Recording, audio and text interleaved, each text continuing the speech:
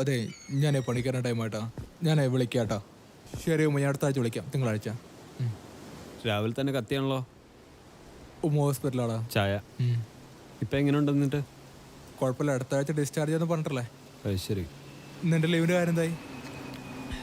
എന്താവാൻ, ഒന്നും ആയിട്ടില്ല. അതും പോയില്ലേ. ഞാനേ പണി കയറട്ടെ.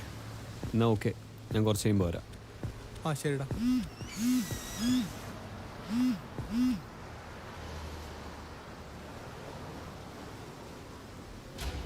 ഏട്ടന്റെ ഫ്രണ്ട് വന്നു. പറഞ്ഞതിനെക്കാട്ടും നേരത്തെ വന്നു. കല്യാണം കഴിച്ച് ഒറ്റയ്ക്ക് താമസിക്കുന്ന പെണ്ണുങ്ങളെ പറ്റിയുള്ള പുള്ളിയുടെ സംശയമെല്ലാം ഞാൻ മാറ്റിക്കൊടുത്തു. എന്നെ ഇനി തല്ലരുത് പ്ലീസ്.